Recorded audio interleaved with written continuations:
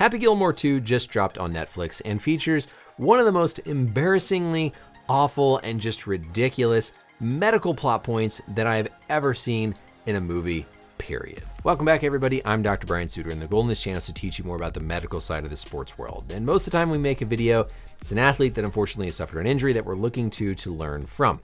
But with the release of Happy Gilmore 2, there's something downright terrible in this movie that we've got to talk about. If you haven't seen the movie yet, in no way is this a spoiler, but the whole conflict in the movie centers around this other golf competition, the Maxi Tour, and the whole premise of why the golfers on the Maxi Tour are able to hit the ball so far and do as well as they can is all based on this X-ray. And hopefully some of my fans on this channel have watched this movie and saw right away how egregiously terrible this was, because this whole plot point of why these golfers on this tour are so successful is complete and utter lunacy, which has no even theoretical basis to make any sense. What the characters are pointing out here is, of course, an X-ray. You can see where the shoe is. That's obviously something for the rest of the movie, but we're basically looking at a pelvis X-ray. This is we'd call it an AP view of the pelvis. You can clearly see the shoe.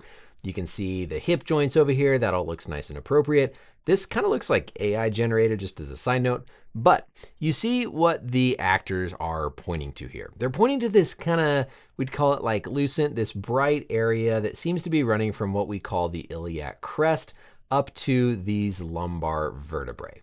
And this owner of this Maxi Tour says that this is the iliolumbar ligament, and they cut it in order to allow their golfers to be able to hit the ball as far as they do. Basically allows them to rotate their body an excessive amount and provides insane clubhead speed to hit what they would show in the movie as 600-yard drives. Hopefully my followers, like I said, saw this and right away were like, this is just the stupidest thing in the world on multiple levels. What we're gonna do is break down with our biodigital anatomy tool to understand the actual real life anatomy of the back and the low spine, whether or not this ligament really exists, and how it could influence if theoretically you could go in and cut it. But first, I want to give a quick shout out to the sponsor of today's video, something very legitimate that is going to help make you a better healthcare provider. Today's video is sponsored by EchoHealth, the maker of the Core 500 digital stethoscope. As a sports medicine doctor, I'm often doing my heart and lung exams on a loud sideline at a football game or in a busy locker room, and I struggle with having that clarity to pick up accurate heart and lung sounds. The Core 500 has a beautiful display screen, and it's going to help amplify heart and lung sounds by up to 40 times,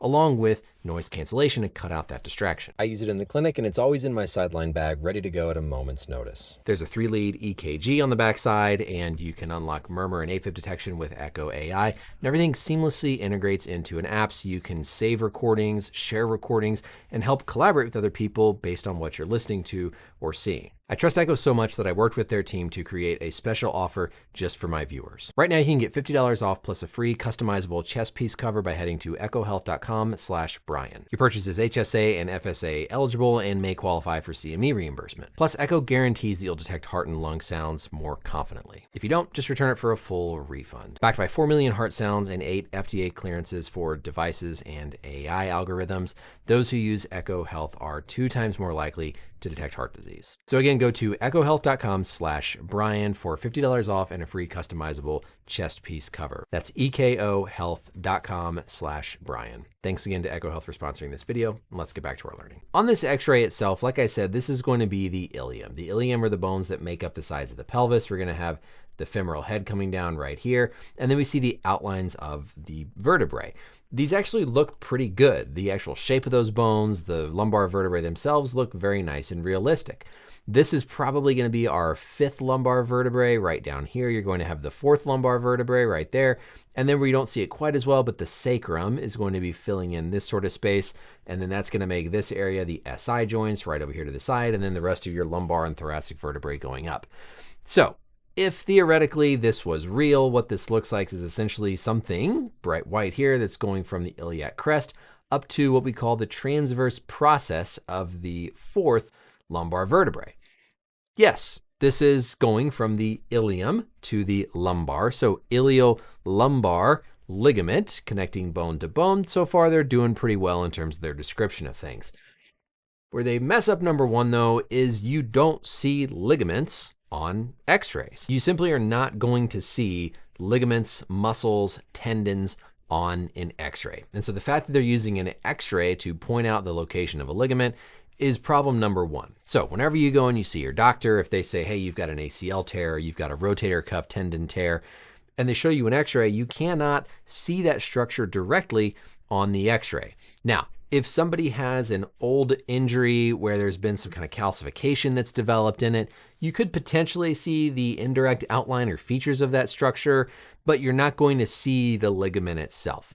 The second thing about this is that the iliolumbar ligament, when it does kind of more definitely exist in folks, which can be a lot of variability with, as we'll talk about with our anatomy model, all the overlying structures, tends to run from the 5th lumbar vertebrae down to the ilium, not the 4th lumbar vertebrae. So right away, and this is like the whole plot point of the conflict, is that there's these other golfers that have this surgery done to go in and cut this ligament so they can rotate and turn their hips better. I mean, this is so far out of left field, like let alone the fact that they're using an x-ray to demonstrate a ligament that's been cut. Like, why don't you see it on the other side?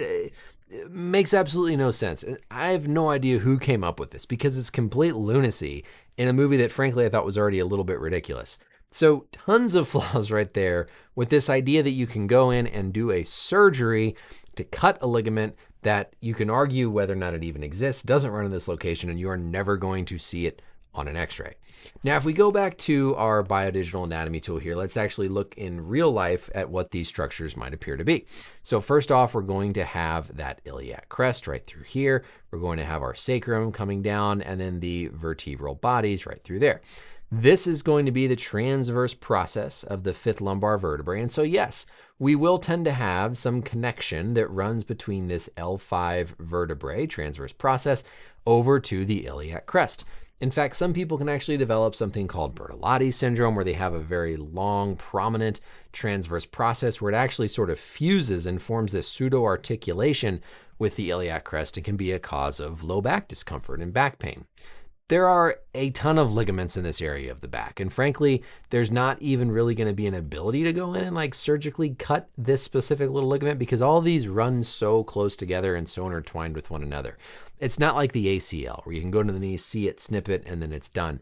There's going to be all kinds of thick bands of connective tissue that run all throughout this part of the back, that even if you could get down there and see something, it's going to be just this thin little structure. And there's going to be so much other stuff that's running through this area to stabilize this location of the back. So that's the medical part of this, that yes, you will have an iliolumbar ligament.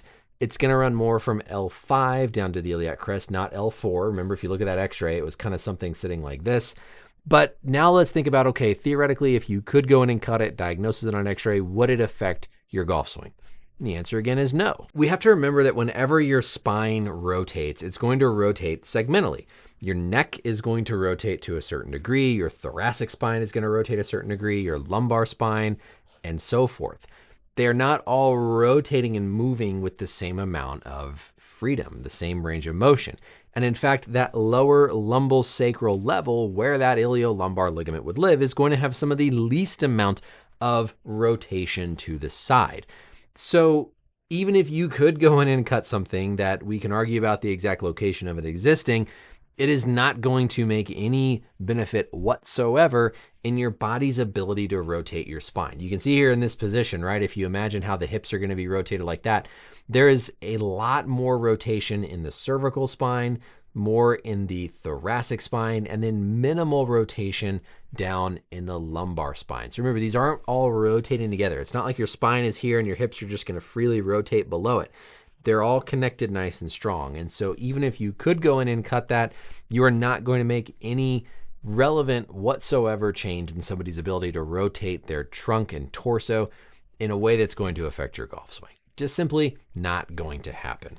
So look, I know there's a lot of movies out there, right, that say a lot of kind of silly, ridiculous medical things, but this one was, again, just ridiculous. Like, again, who even thought of the idea that, oh, like maybe these guys had a surgery where you can cut a ligament that's going to make them rotate better and we can show an x-ray? Absolutely just full of ridiculous plot holes that I think we can at least learn something from. Remember, you're not going to see ligaments on an x-ray. You're going to see bones That's pretty much it. You're not going to diagnose an ACL tear. You're not going to see a torn rotator cuff show up on an x-ray like they showed us in this movie. Secondly, that iliolumbar connective tissue ligament is going to run more from your L5 transverse process than from L4 as they showed in the x-ray picture.